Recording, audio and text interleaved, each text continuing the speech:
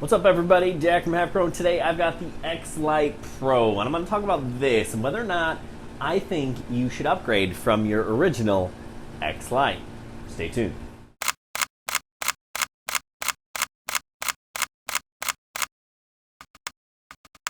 All right, so let's talk about this guy. This is the FrSky X-Lite Pro, and it looks a lot like the original X-Lite, and it is, right? They're basically the same exact form function.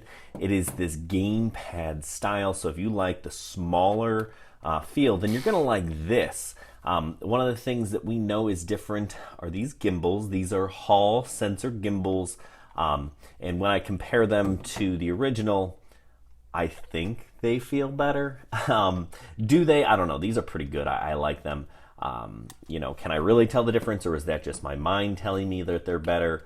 I don't know. Maybe they are better. They'll at least last longer. We do know that. So that's bonus. And the other real nice functional upgrade is that I can charge it via the USB here. So I don't have to take the batteries out in order to charge, which you do have to do with this guy, the original X-Lite. Now I could buy a module and solder it in there, but I don't think that's a wise idea. When you're dealing with lipos and charging, better safe than sorry. I wouldn't bother. In fact, Banggood said they'd send me the module to do that to this for free, and I said no, I'm not going to bother. I've had an experience with a lipo fire charging a battery in a remote that shouldn't have been charging, and it's not fun. So I don't suggest you go that route. So if you want USB charging, then this is absolutely an awesome upgrade. So other things that are different about this guy, we got some differences there. You'll see nightly warning. I'll talk about that. Throttle warning, got to just push it down a little bit. Okay, so this does have some different functionality, some different tools. Has a spectrum analyzer and a power meter, which is kind of cool. I don't know how often I'll be using them. Right, that's your spectrum analyzer at work. There's your power meter. Right. Attenuator needed. All right, so we got some work there.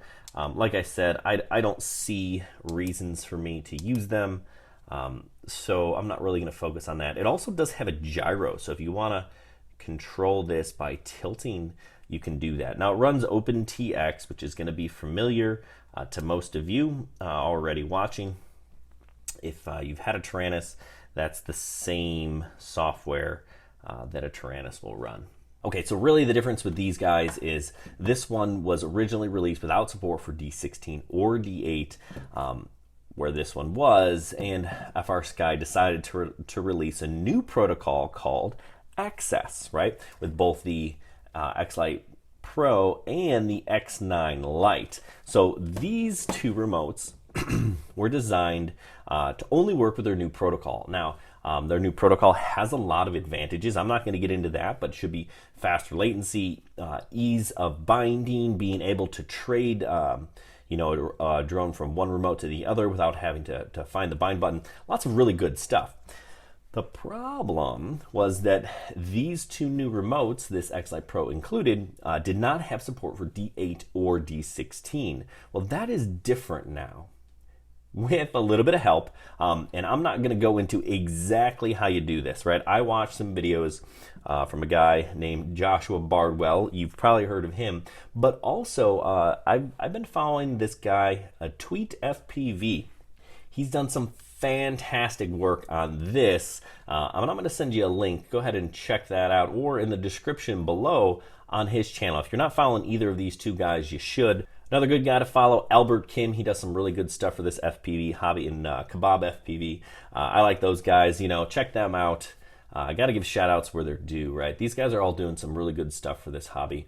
But TweetFPV, anyway, he will walk you through how to get this thing set up if you want D16 mode. Now, if you want to fly D16, and hopefully in the future, it looks like they may actually allow these things to fly D8, you're going to have to do a couple of things, right? And I can actually fly D8 on this with this multi-protocol module, right? Which is cool. So I can fly both D8, D16, and Access on this remote, which is something you're gonna want to be able to do but I have to use this multi-protocol module. I also had to download a nightly build, not just standard firmware, but a nightly build.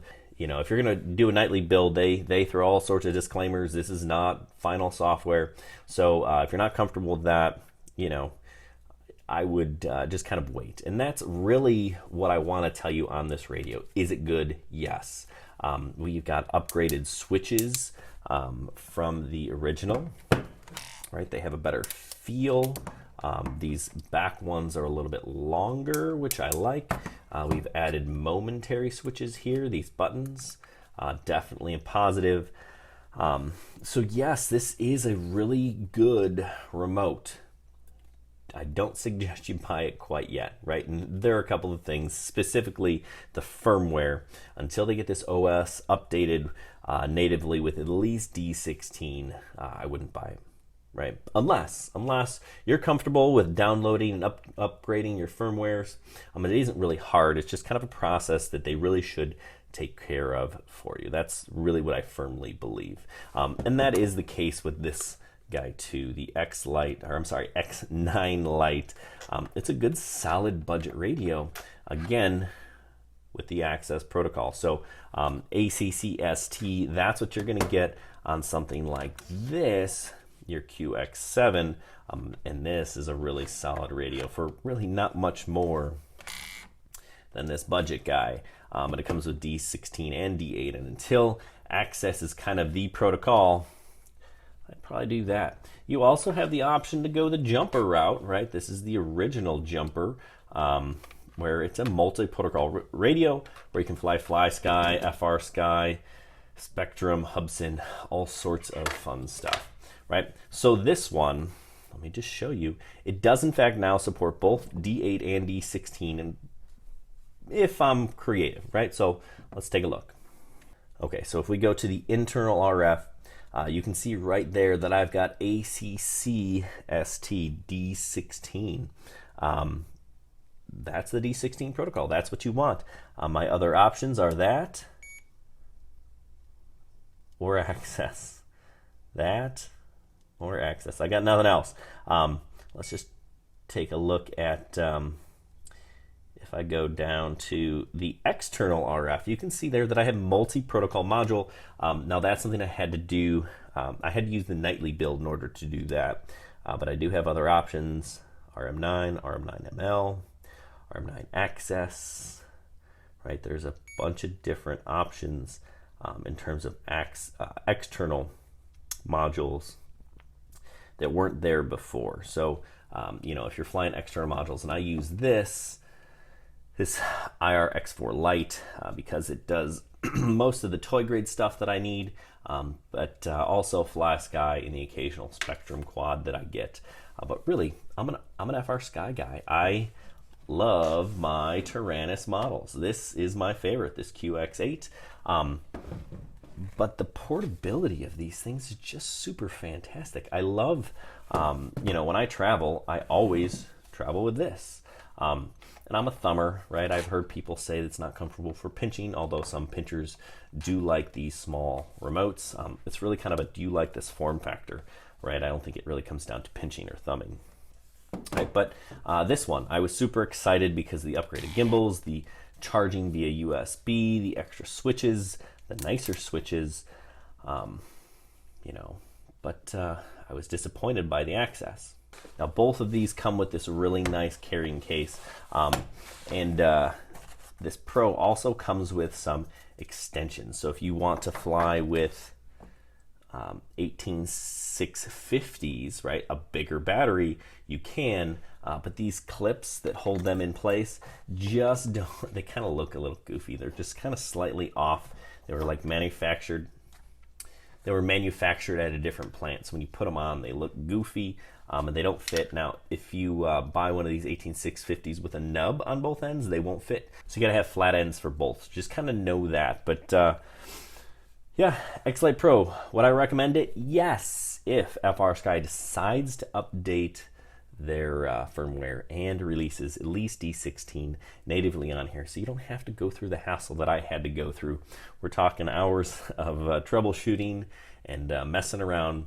TweetFPV, he's the guy, right? Him and Joshua Bardwell, two channels that you probably should subscribe to because they've got awesome stuff going. Hey, thanks for watching. Make sure you check us out on halfchrome.com. Happy flying.